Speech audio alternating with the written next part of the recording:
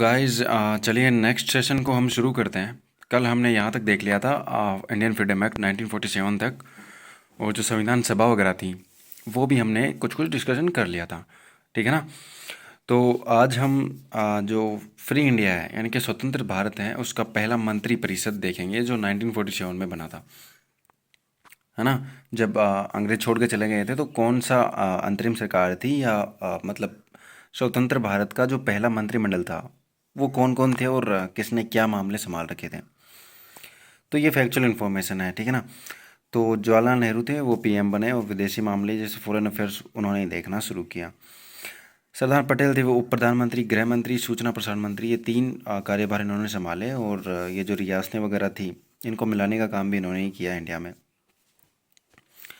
And then doctor Rajendra Prasad खाद्य and कृषि मंत्री यानी कि एग्रीकल्चर मिनिस्टर बन गए, और यही भारत के पहले इलेक्टेड जो प्रेसिडेंट थे वो भी बने थे।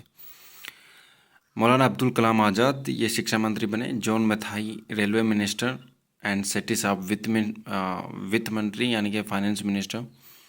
B R Ambedkar law minister. Jagjivan Ram labour minister. Sardar Baldev defence minister. Amrit Kaur स्वास्थ्य मिनिस्टर। अमृत कौर ये वही थी जो राजकुमारी थी पंजाब की। और सी एच भाभा ये वाणिज्य यानी कि कॉमर्स मिनिस्टर बने। श्यामा प्रसाद मुखर्जी उद्योग मिनिस्टर बने। रफ़ी अहमद संचार मिनिस्टर, एंड गॉडगिल साहब बने खान एंड ऊर्जा यानी कि माइंस एंड एनर्जी के जो मिनिस्टर बने वो ये थे। तो ये देख लीजिएगा आप लोग, है ना। प्रमुख समितियां फिर उसके बाद आती है कि कौन कौन सी समितिज थी। तो सबसे पहली थी प्रारूप समिति, और ये बनी 29 अगस्त 1947 को। इसमें 7 मेंबर्स थे। कौन कौन थे? B R Ambedkar, N Gopal Swami Ayyangar. याद रखिएगा अम्बेडकर साहब इसके प्रमुख थे इस प्रारूप समिति के, और इन्होंने इसका ड्राफ्ट वगैरह मतलब कुछ तैयार किया था और अंतिम रूप से इस समिति को तह तक पहुंचाया था।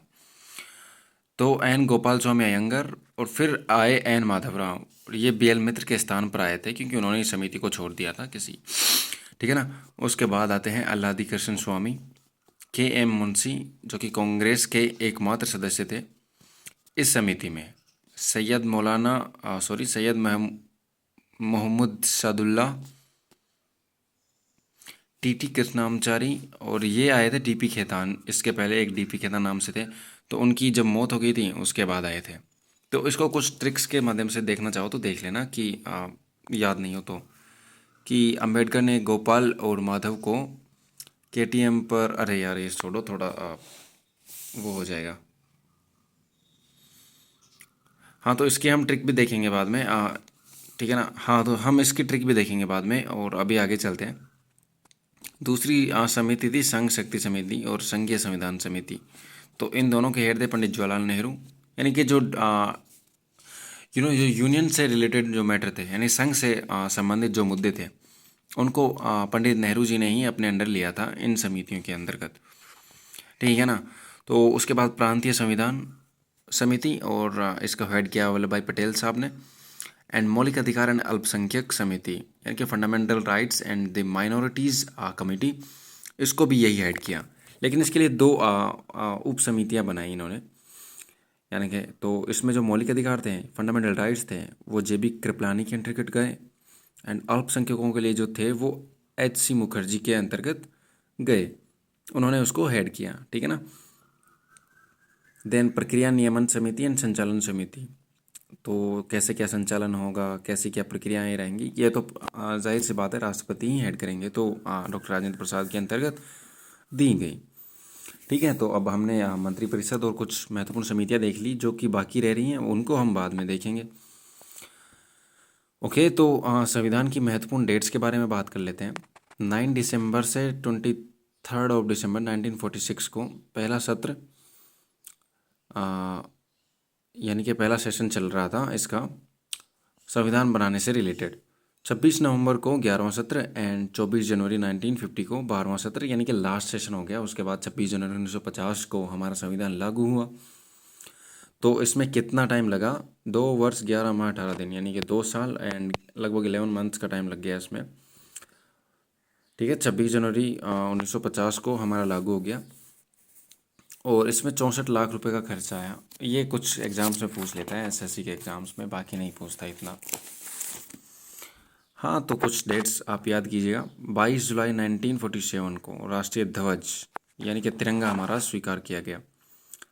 और इसको बनाया था पिंगली वेंकैया ने, और इनके बर्थडे के दिन ही इसको अपनाया गया था। तो इन्होंने प्रारूप तैयार किया था इसका। 16 मई 1949 को भारत ने राष्ट्रमंडल यूनाइटेड उसकी सदस्यता ग्रहण की। हाँ, तो उसके बाद 14 सितंबर 1949 को हिंदी को राजभाषा के तौर पर अपनाया गया, और इसी दिन हिंदी दिवस भी मनाया जाता है, देख लीजिएगा। 26 नवंबर 1949 को संविधान निर्माण बन के तैयार। थोड़ा थोड़ा लागू भी हो गया था, उसमें 16 अनुच्छेद लागू हो गए थे। वह आर्टिकल 394 लागू हो गए जो सिटीजनशिप से रिलेटेड था। और 2015 से इस तारीख को संविधान दिवस मनाया जाता है। तो गाइज यहाँ पे थोड़ा कंफ्यूज मत होना आप, क्योंकि ना यार 16 अनुच्छेद जो लागू हुए थे ना, वो जब हम मेंस के पॉइंट ऑफ व्यू से पढ़ेंगे ना, उस एम लक्ष्मीकांत के हिसाब से, तो वहाँ पे हम इन 16 आर्टिकल्स को लिखेंगे कि कौन कौन से लागू हुए थे और क्यों हुए थे। तो वहाँ पे हम हर सवाल का जवाब क्यों से देंगे कि ऐसा क्यों हुआ था। ठीक है, तो ये फैक्चुअल इन्फॉर्मेशन है जो रफ रफ तौर पर आपको लेनी है एक बार, तो उस हिसाब से सेशन मिल रहा है आपको। उसके बाद 24 जनवरी 1950 को 12वां सत्र हुआ, संविधान पर साइन हुए, राष्ट्रीय गान स्वीकार हुआ, राष्ट्रगीत स्वीकार हुआ, पहले राष्ट्रपति का चुनाव भी संपन्न हुआ जो राजेंद्र प्रसाद जी को बनना था। फिर 26 जनवरी 1950 को संविधान लागू, रिपब्लिक फ्रांस से लिया गया। So word word word word blah blah blah, याद कर लेंगे ना आप। हाँ, तो ये फैक्चुअल है। पहला प्रेसिडेंट डॉक्टर राजेंद्र प्रसाद बने जो निर्वाचित इलेक्टेड प्रेसिडेंट थे। 17 अप्रैल 1952 को अंतरिम संसद का समाप्त हो गया, इंटरिम जो गवर्नमेंट थी वो समाप्त हो गई। दोनों सदनों ने मिलकर निर्वाचित संसद 13 मई 1952 को अस्तित्व में आ गई। हाँ, तो ये फैक्चुअल इन्फॉर्मेशन आप देख लीजिएगा नोट्स में, या तो स्क्रीनशॉट ले लेना या मैं प्रोवाइड कर दूंगा आपको। तो 284 सदस्य थे इस दिन 24 जनवरी को। तो एक पहला साइन नेहरू जी ने कर दिया, लास्ट राजेंद्र प्रसाद ने कर दिया। वैसे करना राष्ट्रपति को चाहिए था पहला, पर क्योंकि नेहरू जी ने पहला कर दिया था तो प्रेसिडेंट ने सबसे लास्ट में किया। फिर 285 उपस्थित थे जिनमें 14 अनुपस्थित थे। और साइन किसने नहीं किया? शायर मौलाना हजरत मोहानी ने साइन नहीं किया उस दिन बैठक में। उसके बाद मूल संविधान में 395 अनुच्छेद और 8 अनुसूचियाँ थीं। ये हमें सबको पता है, जो 12वीं में पढ़ता है उसको पता होगा ये तो। और वर्तमान में मतलब 12 अनुसूची 22 भाग और वही सेम आर्टिकल्स हैं। संविधान सभा ने हाथी यानी कि एलिफेंट को मुहर के रूप में अपनाया था। और पहला सचिव मतलब संविधान सभा का सचिव कौन था? HBR अयंगर, जो कि हम पहले भी देख चुके हैं। संविधान का सुलेखक कौन था? प्रेम बिहारी नारायण रजाई था। एंड इसका सौंदर्यीकरण यानी कि इसका सजावट धजावट किसने किया? नंदलाल घोष ने, इटैलिक पद्धति में। और ये इंग्लिश में लिखा गया था, याद रखिएगा, मूल संविधान इंग्लिश में लिखा गया था। लेकिन इसका जो हिंदी संस्करण है वो वसंत कृष्ण वैद्य ने किया, ये याद रखिएगा, आता है कई बार।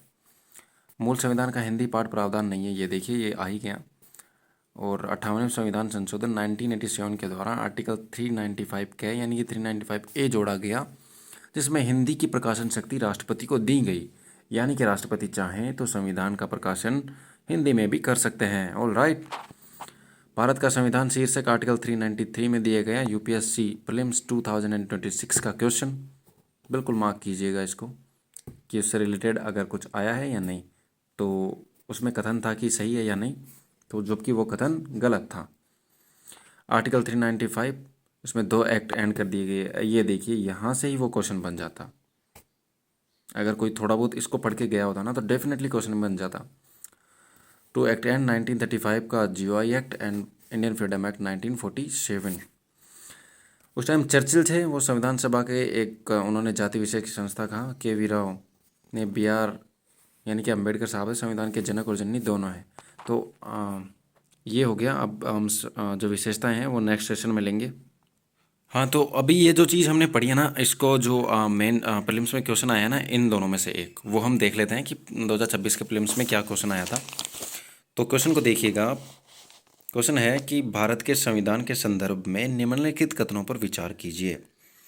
भारत के संविधान में ऐसा कोई भी अनुच्छेद नहीं है जो यह विनिर्दिष्ट करता है कि भारत के संविधान को आधिकारिक रूप से भारत का संविधान कहा गया। आप यहाँ देखिए,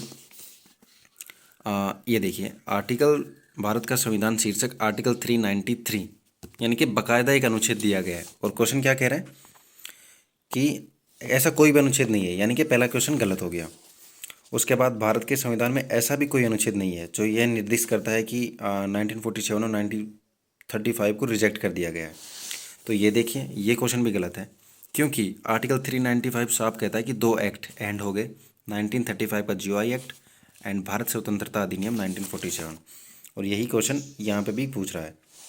एंड थर्ड है कि भारत के संविधान में ऐसा कोई भी अनुच्छेद नहीं है जिसमें भारत के संविधान के प्रारंभ होने की तारीख 26 जनवरी 1950 का उल्लेख है। ये भी दिया गया है, लेकिन ये मैंने यहाँ पे मेंशन नहीं किया है। लेकिन अगर ये क्वेश्चन इन दोनों को चीज़ों का भी हमें पता होता ना, इसका और इसका, तो ये क्वेश्चन डुएबल था, कोई भी बना लेता। तो ये देखिए इतने टफ पेपर में अगर इतने छोटे नोट्सों से क्वेश्चन आ रहे हैं ना हमारे, तो मतलब हम अच्छा कर रहे हैं। और डेफिनेटली हम जब मेंस में पढ़ेंगे तो सारा कुछ फर्दर डिस्कशन हो जाएगा। तो गाइज आज इतना ही रखते हैं। संविधान की विशेषताएं ये हम कल पढ़ेंगे, इससे आगे का जो भी पोर्शन है। तो अब अगर आपने यह वीडियो यहाँ तक देखी है तो अच्छी बात है। बाकी कल मिलते हैं नेक्स्ट सेशन में, एंड इस सीरीज़ को कंप्लीट करेंगे हम जितनी जल्दी हो सके उतनी जल्दी। Thank you.